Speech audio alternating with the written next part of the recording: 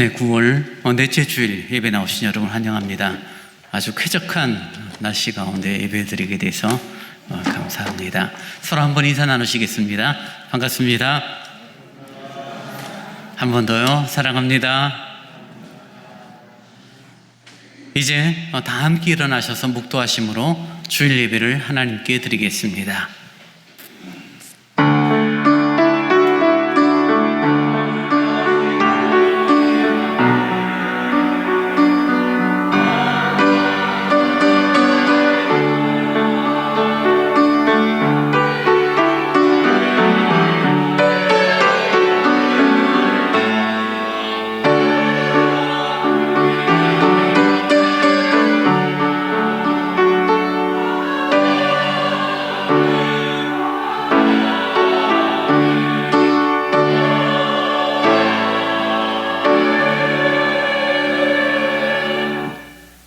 하나님이여, 내 속에 정한 마음을 창조하시고 내 안에 정직한 영을 새롭게 하소서. 자비로우신 주님 참 감사합니다. 9월의 마지막 주일 하나님을 예배하는 귀한 시간 저희에게 주시니 감사합니다. 더위도 태풍도 이런저런 마음의 상함도 지나가게 하시고 감사로 예배하는 복됨이 누려지는 이 시간이 되어지길 원합니다. 서울 대광교회에 속한 모든 성도들의 발걸음을 인도하시고 함께 감사로 예배하는 복됨이 있기를 원합니다. 주를 경배합니다. 영광, 진리 가운데 예배하오니 우리 예배를 받아 주옵소서. 예수님 이름으로 기원하옵나이다. 아멘. 다 함께 찬송 39장을 찬양하시겠습니다.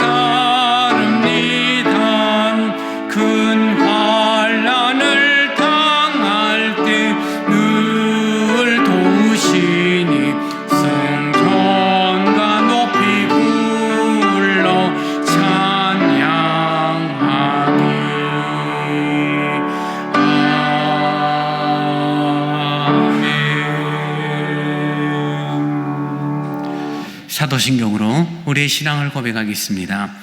전능하사 천지를 만드신 하나님 아버지를 내가 믿사오며 그 외아들 우리 주 예수 그리스도를 믿사오니 이는 성령으로 잉태하사 동정녀 마리아에게 나시고 본디오 빌라도에게 고난을 받으사 십자가에 못 박혀 죽으시고 장사한 지 사흘 만에 죽은 자 가운데서 다시 살아나시며 하늘에 오르사 전능하신 하나님 우편에 앉아 계시다가 저리로서 산 자와 죽은 자를 심판하러 오시리라. 성령을 믿사오며 거룩한 공회와 성도가 서로 교통하는 것과 죄를 사하여 주시는 것과 몸이 다시 사는 것과 영원히 사는 것을 믿사옵나이다. 아멘. 성시교독 39번을 교독하시겠습니다. 오라, 우리가 여호와께 노래하며 우리가 감사함으로 그 앞에 나아가며 여호와는 크신 하나님이시요 땅의 깊은 곳이 그의 손 안에 있으며 바다도 그의 것이라 그가 만드셨고 오라, 우리가 굽혀 경배하며 그는 우리의 하나님이시요 우리는 그가 기르시는 백성이며 그의 손이 돌보시는 양이기 때문이라. 아멘. 찬송 388장을 함께 찬양하시겠습니다.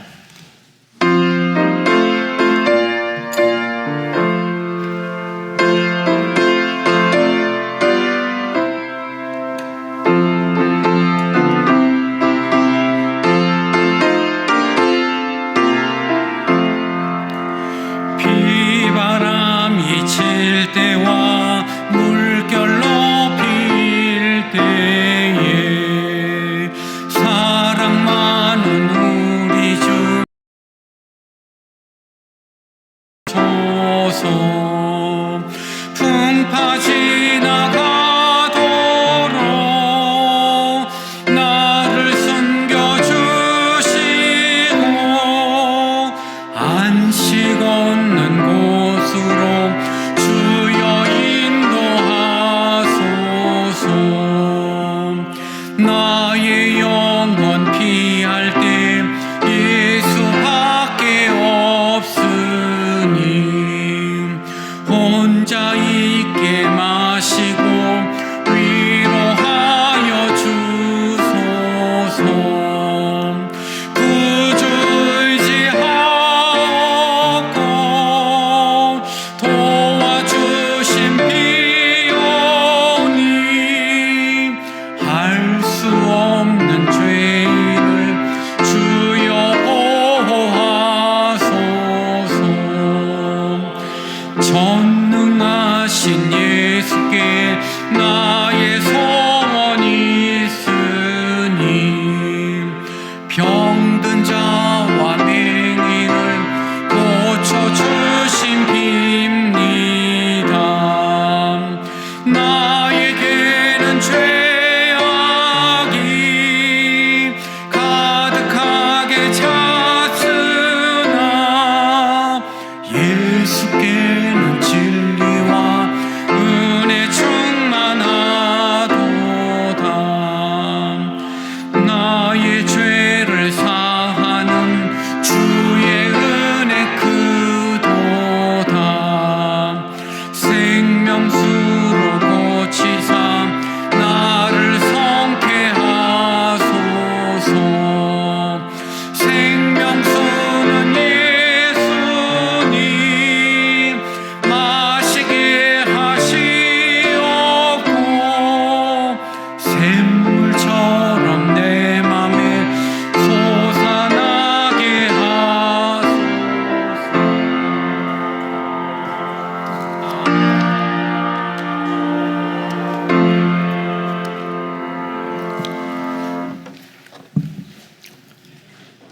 하나님 아버지 감사합니다. 복되고 귀한 하루를 허락하시고 이 자리에 나와서 예배드리게 하시니 감사합니다. 우리에게 베푸신 구원의 놀라운 은혜를 기억하게 하시고 감사와 찬양을 올려드립니다. 온전히 주님을 찬양합니다. 영광 받아 주옵소서. 하나님 아버지, 지금까지 내가 원하는 하나님을 만들고 내가 원하는 하나님을 섬겼던 죄를 회개합니다. 내가 원하는 모양을 만들어낸 하나님이 아니라 우리를 위해 죽으시고 은혜 베푸셔서 우리를 구원하신 하나님을, 말씀으로 계시된 하나님을 섬기게 하옵소서. 주님, 저희를 인도해 주옵소서. 일주일에 한 번 하나님을 생각하고 삶의 자리에 돌아가서는 하나님을 잊고 살아갑니다. 내가 하나님 돼서 세상을 살아갑니다. 내가 노력하고 준비하면 될 거라는 생각으로 살았습니다. 하나님을 예배하기보다 내 감정과 내 기분을 생각하며 살았습니다. 나의 말과 행동으로 인해 예배를 무너뜨리고 신앙 공동체를 깨뜨린 죄를 회개합니다. 주님, 용서하여 주옵소서. 모이기를 패하는 사람들의 습관과 같이 하지 않게 하시고 영과 진리로 예배할 수 있도록 주님 도와주옵소서.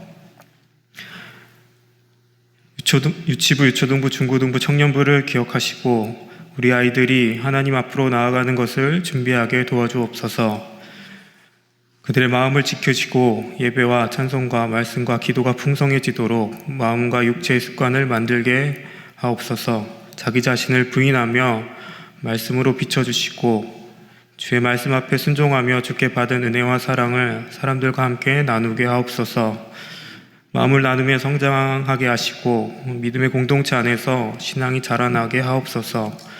신앙의 성장과 성숙이 있게 하시고 인내와 사랑을 배우며 기쁨과 감사로 예수님을 닮아가는 삶 살 수 있도록 복 주시옵소서. 서울대한교회를 이끌어 주셔서 감사합니다. 각자의 자리에서 하나님의 사람으로 살도록 인도하시고 죄악된 세상 속에서 죄의 말씀만 듣고 사는 방관자가 아닌 증인이 될 수 있도록 그런 교회 되도록 인도하여 주옵소서. 말씀을 전하실 목사님과 함께 하시고 주의 마음을 부어주시고 성령 하나님 인도함을 받으며 온전히 하나님의 말씀을 가감없이 선포하도록 은혜를 허락하여 주옵소서. 말씀을 듣는 우리도 기도와 찬양이 회복되고 예수 그리스도의 십자가의 사랑이 회복되게 해 주옵소서. 온전한 예배가 되도록 마음을 지켜주시고 살아계신 하나님을 온전히 예배하는 시간으로 인도해 주옵소서. 감사합니다. 예수님의 이름으로 기도합니다. 아멘.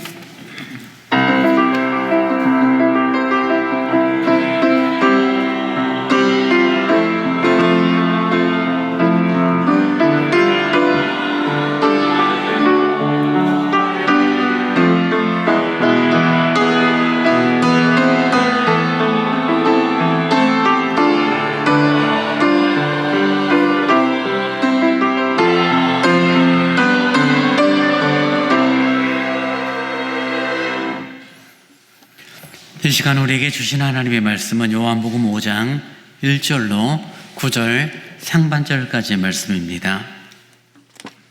요한복음 5장 1절로 9절 상반절까지의 말씀을 제가 봉독합니다. 그 후에 유대인의 명절이 되어 예수께서 예루살렘에 올라가시니라. 예루살렘에 있는 양문 곁에 히브리 말로 베데스다라 하는 못이 있는데 거기 행각 5이 있고 그 안에 많은 병자, 맹인, 다리 저는 사람, 혈기 마른 사람들이 누워 물의 움직임을 기다리니 이는 천사가 가끔 못에 내려와 물을 움직이게 하는데 움직인 후에 먼저 들어가는 자는 어떤 병에 걸렸든지 낫게 되밀어라. 거기 38에 된 병자가 있더라. 예수께서 그 누운 곳을 보시고 병이 벌써 오래된 줄 아시고 이르시되 내가 낫고자 하느냐. 병자가 대답하되 주여 물이 움직일 때에 나를 못에 넣어주는 사람이 없어 내가 가는 동안에 다른 사람이 먼저 내려가나이다. 예수께서 이르시되 일어나 내 자리를 들고 걸어가라 하시니 그 사람이 곧 나아서 자리를 들고 걸어가니라. 아멘. 교회 소식 전합니다. 저희 서울대관교회 처음 오신 분들, 방문하신 분들 진심으로 사랑하고 환영합니다. 예배 후에 3, 4분기 정기 재직회로 모입니다. 10월 둘째 주일은 성례주일로 지킵니다. 코로나로 그동안 거의 3년 가까이 성찬식이 진행이 되지 않았는데요. 이번 성례주일로 지키면서 학습 세례 입교식과 더불어 성찬식도 준비가 될 것입니다. 여러분 위하여 기도해 주시고 또 은혜로운 성찬식이 10월 둘째 주간 가운데 진행되도록 여러분 협력해 주시기 바랍니다. 또 우리 당회원들께서는 성찬식 준비해 주시기 바랍니다. 강도 하나분 아주 이쁜 노란 국화가 올라왔는데요. 우리 양재호 권사님께서 2개 준비해 주셨습니다. 감사를 드립니다. 사랑의 쌀 우리 김광수 장로님, 최경승 목사님 가정에서 20kg 참여해 주셨습니다. 제가 한번 주방 가서 열어봤더니 쌀이 넉넉해요. 냉장고에도 20kg짜리가 하나 있는데 혹시 누가 가져놓으셨는지 모르겠어요. 저한테 알려주시면 또 감사 인사 나누도록 하겠습니다. 돌아오는 화요일 날 11시에 새샘교회에서 정기 시차례가 모입니다. 4, 4분기 헌금위원 김삼영, 서민숙 집사님께서 수고해 주시고요. 3, 4분기 고생하신 우리 김정대, 김문정 집사님께 감사를 드립니다. 다음 주일 오후 예배 후에 운영위원회 모이겠습니다. 운영위원회는 당회원과 각 재직회 부장들로 구성이 됩니다. 성경 일천독 운동 170호까지 진행됐고요. 지난 주 중에 있었던 총회 전체 결의사항을 다 적을 수는 없지만 중요하고 우리 대한예수교 장로회 합동이라는 교단이 이런 식으로 일을 하는구나라는 몇 가지 중요 결의사항에 대해서 여러분 기록을 해놨으니까 읽어보시고 이 정도는 우리 합동 측 교인으로서 알면은 좋지 않을까 싶어서 기록을 해놨습니다. 읽어보시기 바랍니다. 이제 정성껏 준비하신 주일헌금을 하나님께 드리겠습니다.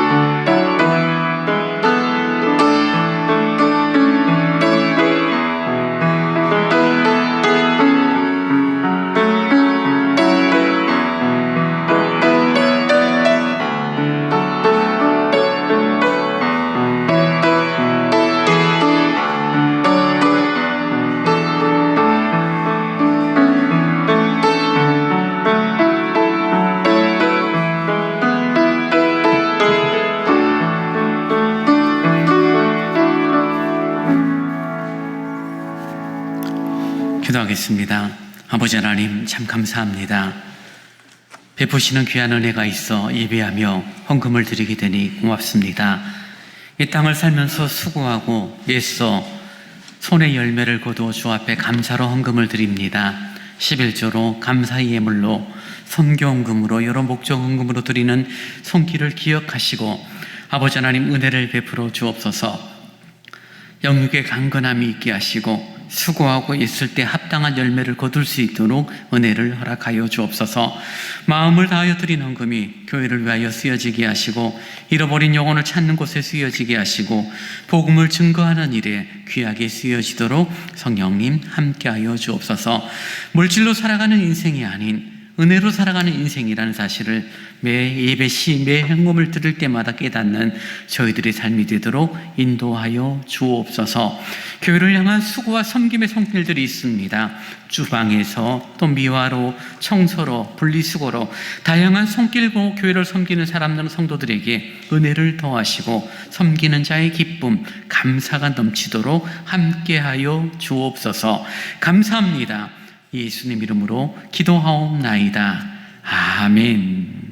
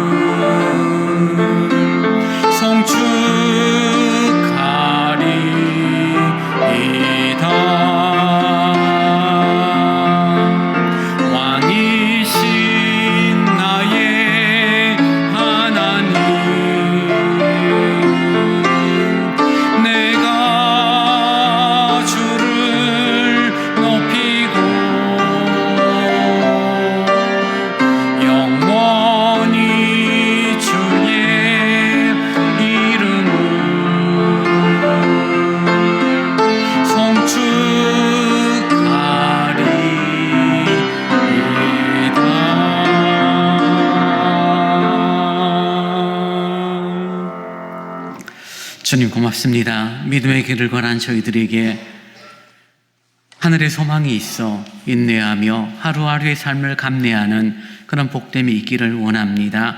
감정대로, 느낌대로, 하고 싶은 대로 살아가는 인생이 아니라 말씀대로, 은혜대로 살아가는 복된 인생이 되도록 함께하여 주옵소서. 9월의 넷째 주일을 예배하며 말씀에 귀 기울입니다. 아버지 하나님, 말씀의 은혜가 있도록 함께하여 주옵소서. 부족한 종을 세우셨나이다. 진리의 도구로만 사용하여 주옵소서. 예수님 이름으로 기도하옵나이다. 아멘. 예수님께서 북쪽 갈릴리로 가셨다가 명절이 되어 다시 예루살렘으로 올라오십니다. 거기서 예루살렘 곁에 양문에 있는 베데스다라는 못을 지나가시는 예수님의 내용이 오늘 본문이 담고 있습니다. 예수님이 지나가셨던 베데스다라는 못의 위치에 대하여 2절에 보니 예루살렘에 있는 양문 곁이라고 표현하고 있습니다. 우리가 아는 것처럼 예루살렘은 성으로 되어 있고요. 그 성에는 많은 문들이 있죠. 우리 성경에 나오는 것 중에 대표적인 게 예를 들어 성전 미문에 앉은 안진백인을 고치는 사도행전의 역사를 볼 때 미문이라고 이야기하는 문, 아름답게 만든 문이 미문이에요. 양문이 있습니다. 양문은 문이 두 개가 있다는 뜻이 아니라 양이 드나드는 문이란 뜻이죠. 왜냐하면 그 양문 곁에는 하나님의 성전이 있었고 성전의 제물로 쓰여질 양이 드나드는 문이 양문이 되어집니다. 또 다른 쪽에는 어문이 있습니다. 어문이라는 것은 생선 어자를 써서 말 그대로 생선이 드나드는 문이에요. 문들이 그때그때 어떤 쓰여졌던 용도에 따라서 그런 다양한 표시로 이렇게 문들을 호칭을 했었고, 오늘 양문 곁이라는 말은 조금 다른 말로 하면 성전, 담, 그리고 베데스다라는 그런 위치로 이해합니다. 양문 안으로 들어가면 바로 성전이고 담이 있고 성벽이 있고 바깥으로는 뭐가 있죠? 베데스다라는 연못이 있음을 위치적으로 확인하게 됩니다. 여러분, 베데스다라는 단어는 히브리 말로 베데스다라고 표현되고 있는데요. 복합어죠. 바트라는 히브리어의 바트라는 단어와 헤세드라는 단어가 결합이 되어져서 베데스다라고 되어 있죠. 성탄절 때 우리는 베들레헴이라는 단어를 우리가 떠올리고 예수께서 탄생하신 베들레헴도 복합어죠. 바트라는 집과 레헴이라는 빵이 결합이 되어져서 빵집이 베들레헴의 뜻이 되죠. 생명의 떡으로 오신, 생명의 빵으로 오신 예수님을 탄생이 베들레헴, 그런 식으로 베데스다라는 단어도 집인데 어떤 집죠? 헤세드, 은혜, 자비의 집이라는 그런 뜻이 바로 베데스다라는 연못입니다. 이 베데스다 주위에는 많은 사람들이 있었습니다. 특별히 오늘 본문에 보니까 그 안에 많은 병자, 맹인, 다리 저는 사람들, 혈기 많은 사람들이 누워 있었다라고 말합니다. 이들이 누워 있었던 이유는 하나죠. 자신들의 병을 고치기 위함이었고, 병 고치는 방법에 대하여 3절 후반절에 보니 갈로하고, 제가 가진 성경에 갈로가 있는데 아마 여러분의 성경도 갈로가 되어 있을 거예요. 물의 움직임을 기다리니 이는 천사가 가끔 물에 내려와 물을 움직이게 하는데, 움직인 후에 먼저 들어가는 자는 어떤 병에 걸렸든지 낫게 되밀어라 하고 갈로 닫는 그런 성경으로 여러분 아마 표시가 되어 있을 것입니다. 병든 사람이 베데스다에 모인 이유는 하나예요. 병고침을 받길 원하고, 병고침을 받는 내용이 어떤 내용이에요? 가끔 천사가 내려와서 그 베데스다의 연못물을 움직이게 되면은 그때 제일 먼저 들어가는 사람 한 명이 3절과 4절에서 갈로 표시를 해놓았냐면은 사본에서 그런 내용이 공통적으로 기록되고 있지 않기 때문입니다. 무슨 말이냐면요, 우리가 가진 성경은 정확무한 하나님의 말씀입니다라고 저희들이 신앙 고백을 하는데요, 그것은 성경 원본에 대한 내용입니다. 우리가 아는 것처럼 파피루스라는 종이 또는 갈대 종이에다가 이렇게 처음에 성경 기록될 때는 성령의 감동하심으로 완벽하고 정확무한 하나님의 말씀이죠. 근데 그 성경이 피로 의해서 사람들이 쓰게 되죠. 옮겨 적어서 필사가 되어져서 다양하게 이렇게 이웃으로, 다른 나라로 옮겨지는 과정에 이 필사하는 소페르라고 해서 서기관이라고 이야기하죠. 이 서기관들이 사본을 옮겨 적다가 때로는 점을 하나 더 찍기도 하고 때로는 점을 덜 찍기도 하는 그런 일들이 생기므로 동네마다 사본마다 조금씩 내용이 달라요. 그래서 성경을 정경화 작업을 했을 초대교회 당시 그 사본들을 다 모은 거죠. 다 모아서 확인을 해서 종합해 보니 조금 점 하나 더 찍고 덜 찍고 획을 하나 더 그리고 안 그리고 차이 없이 일정하게 반복적으로 나타난 사본들을 통하여서 정경 작업을 만든 게 우리가 가지고 있는 이 성경 번역본이에요. 근데 갈로는 뭐냐면 대부분의 사본에는 있는데 이 내용이 기록되지 않는 사본도 있는 거예요. 그래서 성경학자들이 초대교회 정경 캐논을 만들어 갈 때 고민을 한 거죠. 대부분의 사본에는 기록되어 있는데 어떤 사본에는 이 내용이 포함되어 있지 않고 그리고 문맥을 보니 전체적으로 볼 때는 이 내용이 포함되어져도 큰 문제는 없겠다라고 생각해서 다른 사본에는 있는 것으로 인정을 해서 갈로하고 그렇게 번역본이 돌아왔고 한국에 와서 번역을 할 때도 동일하게 갈로하고 물의 움직임을 기다리니 낫게 되미러라라는 그런 사본의 표시를 해놓은 것입니다. 이 말은 정확하게 말하면 원본에 있었는지 없었는지를 우리는 확인할 수는 없지만 사본에서는 있었고 대부분의 사본은 이 내용이 포함되어 있지만 어떤 사본에는 이 내용이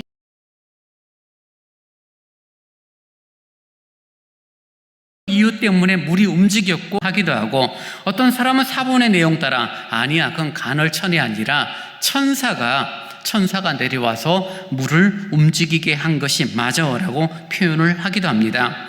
어느 쪽이든 간에 어쨌든 사본에 기록된 내용 그대로 오늘 성경은 번역이 되어져 있고 천사가 내려와 물을 움직이게 하는데 물을 동하게 하는데 그때 어떤 기적이 있습니까? 그 후에 제일 먼저 물에 들어가는 사람들이 그 병에서 고침을 받는다라고 해서 이 베데스다 자비의 집에 모여 있는 것입니다. 거기 행각 5이 있었고 그 행각 5마다 사람들이 꽉 차 있죠. 그리고 천사가 내려오기를 물이 동하기를 기다리고 있습니다.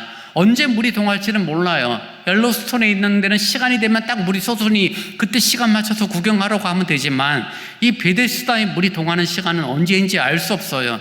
1년에 한 번인지 2년에 한 번인지 한 달에 한 번인지 알 수는 없지만 긴 시간 동안 전설처럼 내려온 이야기는 어쨌든 천사가 내려와서 물을 동하게 할 것이고 물을 움직이게 될 것이고 그때 제일 먼저 들어가는 사람이 병고침을 얻는다라는 전설, 그런 신화가 내려오고 있었던 것입니다.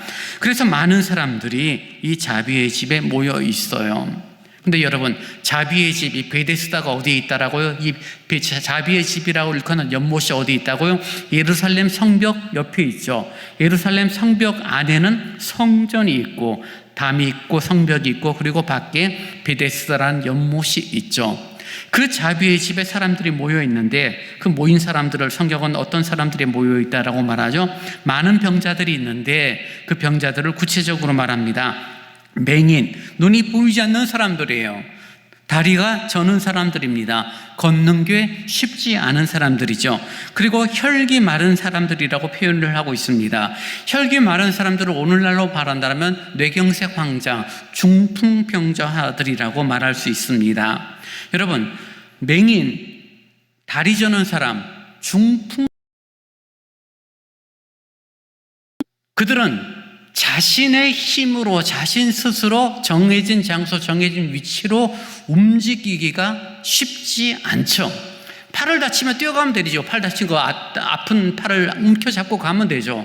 다리를 절어요. 다리가 뭔가 문제가 있고 장애가 있어요. 중풍병자예요. 손과 발을 마음대로 움직일 수가 없어요. 맹인이에요. 눈에 보이는 게 없으니 내가 원하는 곳으로 가는 것이 쉽지 않은 자들이 지금 이 베데스다, 은혜의 집이라고 일컫는 연못 앞에 있는 행각에 모여 있죠. 왜 있습니까? 시간이 돼서 물이 동하게 되면 그 연못으로 뛰어들 생각을 갖고 그들이 모여 있는데 사실 객관적으로 말하면 뭐예요? 그들은 뛰어들 능력이 있다 없다? 없죠. 중풍병자예요. 다리가 저는 사람들입니다. 맹인입니다. 누군가 돕지 않으면은 그들이 갈 수 없음에도 불구하고 그들은 소망과 희망을 갖고 이 베데스다 연못 행각에 머물면서 그들은 생활합니다. 이 은혜의 집이라는 연못에 들어가게 되면은 낫게 될 것이다 라고 말하지만 사실은 이 부분에 대해서 우리들이 좀 고민을 해야 될 이유가 있죠. 왜냐하면 이 베데스다에서 이루어지는 기적의 출발, 기적의 원인은 하나님이 아니라 천사임을 성경이 말하고 있고, 그렇다면 이 베데스다에서 일어나는 이 기적은 하나님이 이루시는 역사라고 말하기는 어려운 부분입니다. 여러분, 천사가 내려와 연못물을 움직일 때 들어가면 낫는다, 하나님이 아니라 천사가 한다는 것 자체가 이미 우연적이거나 혹은 미신이거나 혹은 전설처럼 생각될지 모르지만, 그럼에도 불구하고 사람들의 마음에는 뭐예요? 성벽 건너편에 있는 베데스다에 모여서 뭘 생각하는 거죠? 천사가 내려와 물을 동하게 되면 내가 병을 낫게 될 것이다라는 생각을 하죠. 이들은 사회적 약자들이죠. 곤란한 자들이에요. 혼자서 움직일 전에 들어갈 수 없는 자들이 성벽 건너편에 있는 베데스다에 모여 자신들만의 또 다른 성전을 만들어 모여있는 그런 모습들, 그리고 그 성전의 주인공은 하나님이 아니라 정말인지 아닌지도 알 수 없는 천사라고 기대하고 있는 이들의 모습들은 사실 인생의 모습들, 어설픈 인생의 모습들을 그대로 보여주고 있는 것입니다. 성전에 들어가 하나님의 은혜를 구하고 성전에서 하나님의 말씀을 들으며 성전에서 하나님의 자비로움을 경험해야 되는 우리들의 인생이 성전 옆에 있는 베데스다라는 연못에 머물러 거기서 제2의 성전이 되고 하나님이 아닌 천사를 기다리고 있는 그런 인생의 모습들은 죄된 인생들, 물리적인 장애가 아니라 영적인 장애를 가지고 있는 인생들의 추함, 어리석음을 그대로 보여주고 있는 그런 베데스다임을 우리는 확인하게 됩니다. 비록 예루살렘 성전에서 베풀어지는 하나님의 은혜와 회복은 아닐지라도 자신들만의 제2의 성전에 머물러서 은혜와 자비를 기다리는, 하나님 주신 은혜와 자비가 아님에도 불구하고 그런 사람들의 모습은 인생의 모습을 그대로 투영하고 있습니다. 여러분, 이 베데스다의 연못 주위에 행각 다섯에 모여있는 사람들의 표정들, 사람들의 태도들을 여러분 한번 확인해 보세요. 긴 시간 동안 치유와 회복을 위하여 거기에 머물러 있습니다. 처음에는 주위에 있는 사람들이 아무도 모르는 사람들이었어요. 하루가 지납니다. 이틀이 지납니다. 1년이 지납니다. 성경에 보니 38년 된 병자가 있다라고 표현을 하니 10년, 20년, 30년씩 머물러 있게 되죠. 여러분, 동병상련이라는 단어를 알죠? 무슨 뜻입니까? 같은 병을 알아보니 그 사람에 대하여 연민을 알게 되고 그 사람을 이해하는 거죠. 아무리 아픈 사람이 옆에서 아프다고 해도 내가 아파보지 않으면 그거 왜 아파? 이렇게 말하는 게 사람이죠. 근데 내가 아파보니까 어때요?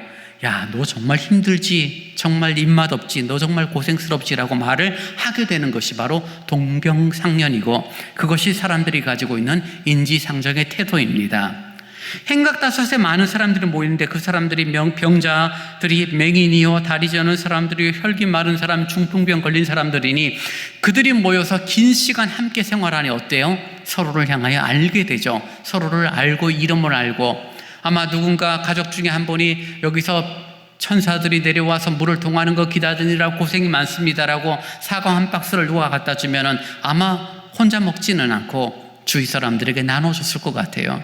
누가 도시락을 가져오거나 맛있는 음식을 가져오거나 또는 상처가 더 심해질 때 그 상처는 이렇게 하면 조금 회복이 될 거예요 라고 동병상련의 마음을 갖고 서로 돕고 서로 섬기고 서로 불쌍히 여기는 그런 모습들이 바로 이 베데스다, 말 그대로 은혜의 집, 자비의 집의 연못이 가지고 있는 특징처럼 보여 있을지 모릅니다. 제가 그렇게 보여 있을지도 모른다라고 표현하는 이유는 표면적으로는 그래요. 인지상정 가운데, 동병상련 가운데 서로 아픈 사람을 위하고 서로 아픈 사람을 애처롭게 바라보고 서로 돕는 모습들이 있죠. 적어도 지금은요. 근데 순식간에 환경이 바뀔 때가 있죠. 언제입니까? 물이 동할 때입니다. 천사가 내려와서 물이 동하는지 간헐천처럼 물이 쏟아서 물이 움직이는지는 알 수는 없지만 조용하게 행각에 머물러서 신음신음 소리를 내던 베데스다 못이 갑자기 아수라장으로 바뀌는 그 시점, 함께 음식을 나누고 서로를 위로하고 서로를 격려했던 사람들이 이제는 무엇을 합니까? 서로를 회방합니다. 맹인들은 막대기를 휘두르며 다른 사람이 못에 들어가지 못하게 하고, 다리를 못 서는 사람들은 쩔뚝거리면서도 어쨌든 먼저 들어가려고 하고, 중풍병자는 몸으로 기어서라도 필사적으로 가려고 하고, 내가 먼저 그 연못에 시간 동안 조금 전만 해도 동병상련의 마음을 갖고 인지상정의 마음을 갖고 서로를 위로했고 서로를 격려했고 음식을 나누었던 이들이 물만 움직이게 되면 서로 경쟁자가 되고 원수가 되어지고, 이것이 베데스다, 자비의 집이 아니라 치열한 경쟁과 잔인함으로 가득한 무자비의 집이 되어지는 그곳이 바로 베데스다의 기적이었습니다. 여러분, 하나님께서 우리 인생에게 기적을 베푸시는데요, 이런 식으로 하나님이 기적을 베푸실까요? 우리에게 은혜를 주시고 우리를 치유하시고 우리를 회복하시는데 갈등, 다툼, 다른 사람을 끄집어 내리면서 밟고 설 때 은혜를 베푸시는 그런 하나님일까요? 1등을 할 때 하나님이 나에게 은혜를 베풀어 주시고 3등, 4등을 하거나 꼴찌를 하게 되면 나를 버리시는 그런 하나님일까요? 오늘 본문에 나오는 베데스다 연못은 그런 면에서 하나님의 기적이 일어나는 곳이 감히 저는 아니다라고 말할 수밖에 없습니다. 오히려 거기는 사탄이 인간을 유혹하고 기만하는 자리죠. 왜요? 치열한 경쟁과 다툼이 일어나는 장소예요. 아무리 물에 먼저 들어간 사람이 낫는다는 소문이 있다 할지라도 거기는 악한 분위기가 흐르는 무자비의 집이죠. 왜요? 다른 사람이 들어가는 것을 막고 다른 사람이 들어가는 것을 밟고 내가 들어가야 낫는 곳이니, 거기에서는 하나님이 기뻐하시는 사랑과 섬김이 있는 곳이 아니라 사탄이 기뻐하는 분열과 다툼과 경쟁이 있는 곳이 바로 베데스다라고 말할 수밖에 없기 때문입니다. 사실 오늘 우리가 사는 이 세상도 베데스다와 흡사한 점이 많죠. 그런 환상들이 여전합니다. 내가 이것만 되면, 이것 한 방만 터뜨리면 엄청난 회복을 내가 누릴 수 있다라고 말합니다. 사탄은 우리들이 가지고 있는 인생에 추구하는 방향에 대하여 잘못된 시각을 갖도록 뒤에서 조장하고 부추기는 모습들이 많이 있어요. 야, 무엇보다 그래도 결국 돈을 벌어야 돼. 건강만 잘 챙기면 돼. 권력을 가지면 좋아. 좋은 학교, 좋은 직장에 가야 돼 라고 말합니다. 광고도 그런 내용이 있죠. 이 물건을 가지면 행복해지고, 이 음료수를 마시면 금방 회복이 되어지고, 이 침대에서 자면 단잠을 자게 되고, 이 옷을 입으면, 이 구두를 신으면, 이 핸드백을 가지면, 명품을 가지게 되면, 이 아파트에 살면, 이 차를 사면 행복하게 될 것이다 라고 우리를 끊임없는 탐욕을 부채질하는 모습들을 우리는 보게 되죠. 무한 경쟁의 시대라고 말하고 모든 사람들에게 서로 도전하고 서로 경쟁하고 서로 다투라고 말해요. 그래서 어쨌든 간에 내가 앞서야 되고 실력자가 되어줘야 되고 이른바 업계 최고라는 명칭을 얻지 않으면 실패자, 낙오자의 모습이 되어져 버립니다. 근데 여러분, 업계 최고라는 말이 담고 있는 의미가 무엇입니까? 실력이 있다가도 어느 날 경쟁에서 도태가 되어지고 실력이 떨어지게 되면 결국 소모품처럼 쓰이다가 버려지는 거죠.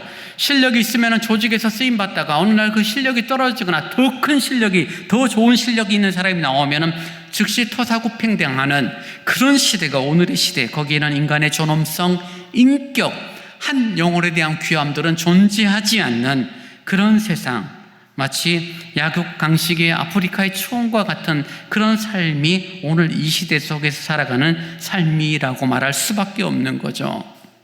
근데 여러분, 하나님께서 우리를 만드시고 우리를 지으시고 우리를 이 땅에 살게 하면서 그런 식으로 살게 하셨을까라는 질문을 던지고 답을 찾는다라면 아무리 생각해도 그건 아니죠.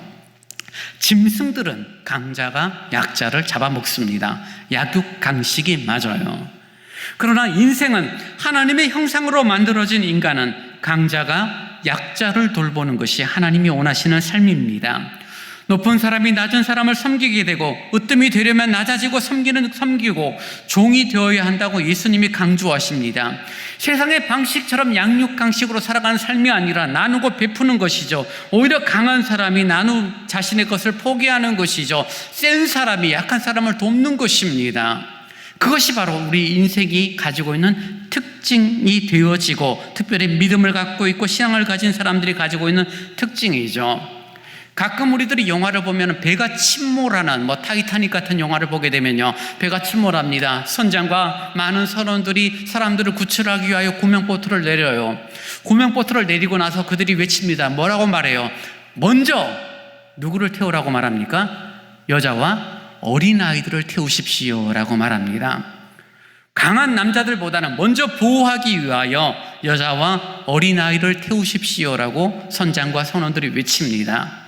그리고 보면 꼭 영화에 아주 부자들 그리고 아주 간사한 사람들은 여장을 하거나 숨어서 몰래 거기에 타려다가 낭패를 겪고 민망해지는 그런 모습들이 영화 가운데 꼭 등장을 하죠. 그런 노블리스 오블리주의 타도들, 남자들이 얼마든지 나도 살고 싶고 저 구명보트에 타지 않으면 죽게 될 것이라는 걸 알고는 있지만 외치는 소리가 무엇입니까? 여자와 아녀자들을 먼저 태우십시오. 아이들을 먼저 태우세요. 사회적으로 약자의 개념이 되어지니까요. 세상에서도 그런 도덕, 윤리를 강조하고 있고 믿는 우리들도 그런 가치를 갖습니다. 그래서 여러분, 하나님께서 우리에게 말씀하시는 것은 양육강식의 삶이 아니라 강한 자가 약한 자를 돕고 센 사람이 약한 자를 세우는 그런 모습들이 우리에게 필요함을 말해줍니다.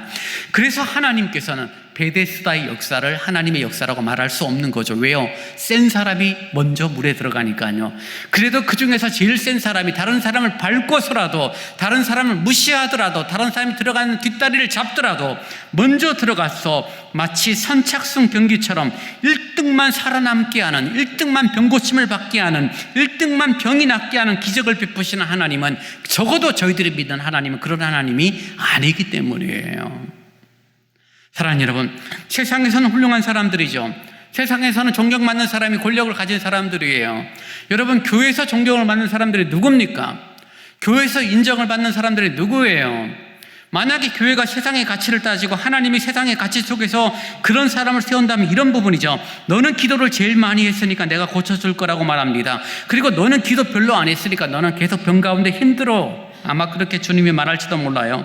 너는 헌금을 가장 많이 했으니까 너를 도와줄게라고 하나님 말씀하시고, 헌금을 하지 못하는 사람을 통해서 뭐예요? 너는 헌금하지 못했으니까 은혜 없어. 하나님이 그런 하나님일까요? 누차 제가 말씀드리지만 우리 권사님들이 가끔 저한테 그런 얘기 하시는 경우를 제가 설명드리죠.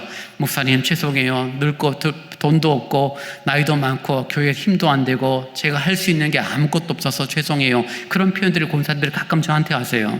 그런 것 같아요. 연세가 70, 80 넘으면 할 수 있는 게 뭐가 있겠습니까? 세상은 그래요. 그러나 여러분, 교회는 비록 내가 돈 만 원의 헌금을 할 수 있는 형편이 아닐지라도, 함께 나와서 주방에 봉사할 수 있는 건강이 되지 않더라도, 내가 살아가는 삶이 남들보다 앞서거나 교회를 향한 수고와 섬김이 없더라도, 아니죠. 저는 그럴 때마다 놀래요. 아니에요, 권사님. 계시는 것 자체만 해도, 그 자리에 앉아 계시는 것만 해도 큰 은혜요, 큰 힘이 됩니다라고 저는 표현을 합니다. 왜요? 하나님께서는 그런 식으로 사람을 대하시는 분이니까요. 헌금 많이 하고 건강한 사람만 기뻐하시고 늙고 병들었다고 박대하시는 하나님이냐? 우리 하나님은 그런 분이 아니라는 것입니다. 그러니 베데스다에서 이루어지는 기적, 물이 동하든 또는 어쨌든 천사가 내려와서 물을 움직이든 1등으로 들어간 사람만 병고침을 받는데 하나님의 역사 아니라고 말할 수밖에 없는 것이죠. 왜요? 하나님은 그렇게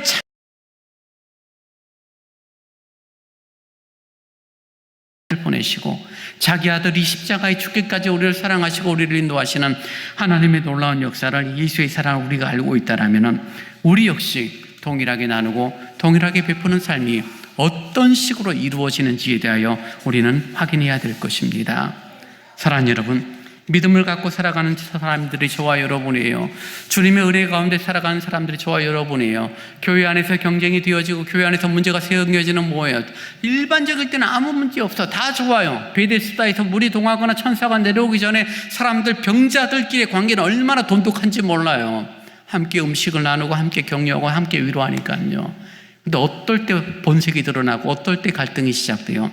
은혜를 받을 때 그들이 표현대로 천사가 내려오거나 간헐천으로 물이 동하게 될 때, 그때는 다 원수가 되어지고 경쟁자가 되어져 버려요. 짓밟고 욕하고 멱살 잡고.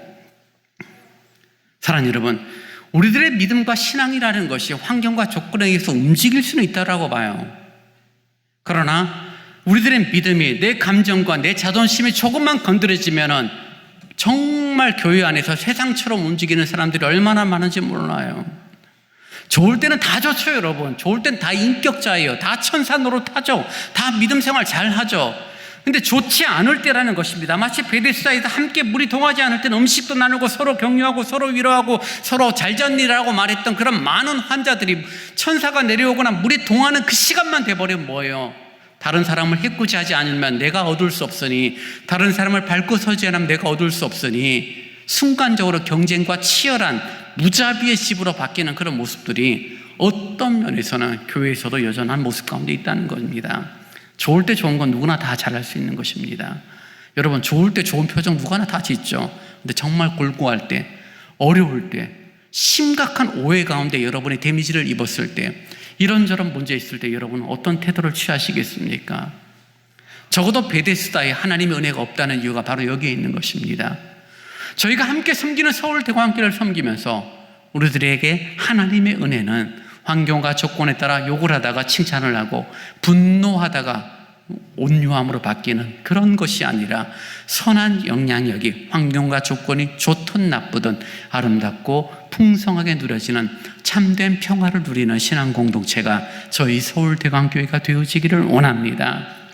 오늘 읽은 베데스다라는 이 주제를 다음 주에 또 살피게 될 것입니다. 오늘은 앞부분을 다뤘고 다음 주는 38년 된 병자를 만나시는 예수님의 모습을 통하여 이 베데스다가 정말 자비의 집이 맞는지 아닌지, 인생이 그러면 어디서 어떻게 살아야 될 것인지, 성전 옆에 성벽 옆에 베데스다라는 연못에서 자기들만의 성전을 꾸미고 살아가는 인생들에게 참된 성전이 무엇인지 확인하며 나로부터 시작되어지는 것이 아니라 주님으로부터 시작되어지는 참된 평화, 참된 신앙의 공동체를 만들어가는 그 일에 함께 마음을 두고 함께 협력하는 오늘 예배 나온 귀한 성도님들이 되시기를 간절히 바랍니다. 이제 다 함께 일어나 찬송 412장을 함께 찬양하시겠습니다.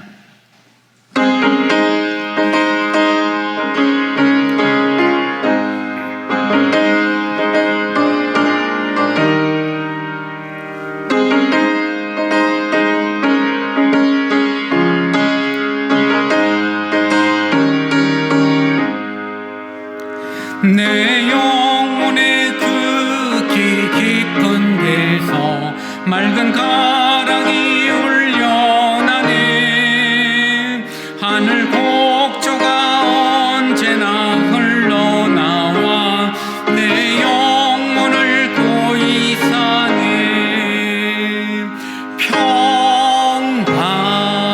평화로다 하늘 위에서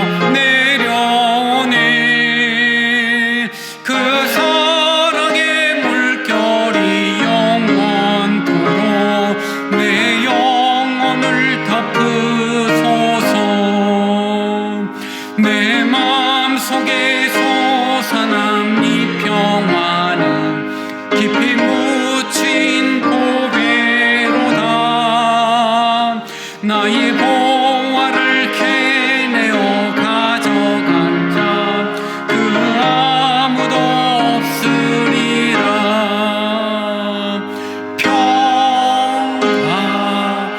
평화로다 하늘 위에서 내려오네. 그 사랑의 물결이 영원토록 내 영혼을 덮으소서. 내 영혼의 평화가 넘쳐남은 주의 큰 복을 받음이라. 내가 주야로 주님과 함께 있어 내 영혼이 편히 쉬네.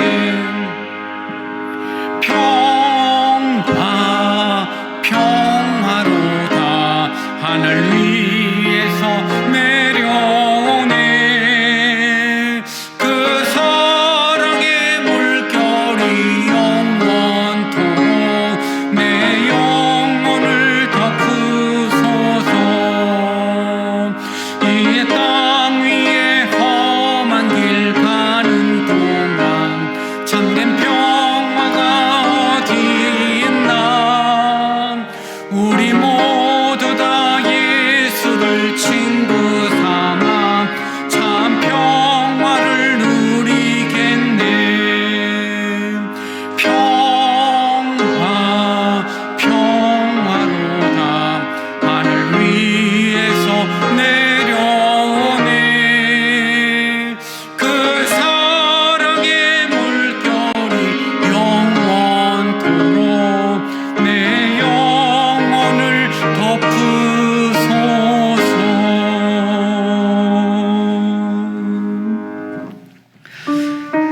이 시간 함께 기도하기를 원합니다. 베데스다에서 생겨지는 모습들이 우리들의 삶은 아닌가요? 좋을 땐 좋지만 또 나의 이익과 나의 유익을 위해서라면 얼마든지 다른 사람을 무시하고 다른 사람을 괴롭히는 일에 대하여 또 내 감정과 내 추함이 여전히 드러나는 모습은 아닌가요? 성전 옆에 있으면서도 주님을 찾는 것이 아니라 나만의 성전을 만들어서 나만의 이기심, 나만의 어떤 왜곡된 신앙을 갖고 살아가는 인생은 아닌가요? 주님을 찾고 주님 앞에 서는 내 영혼이 되도록 인도해 달라고 이 시간 우리 같이 합심으로 같이 기도합니다. 아버지 하나님 감사합니다. 주님의 자비로우심을 소망하는 심령이 되게 되니 고맙습니다. 주님의 놀라운 성전 은혜와 회복과 치유의 장소 옆에 나만의 것을 만들고 나만의 이익을 위한 공간을 만들어가고 있지는 않은지요.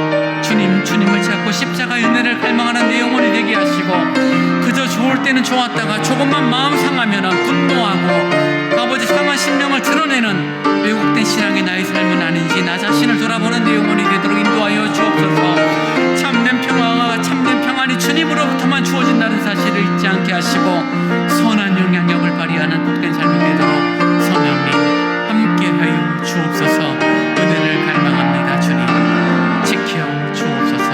함께하여 주옵소서.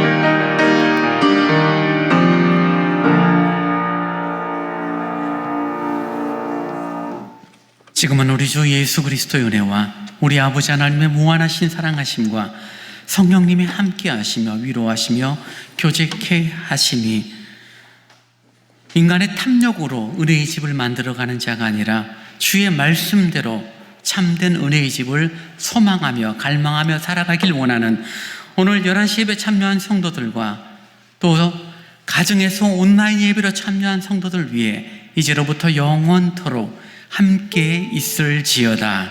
아멘.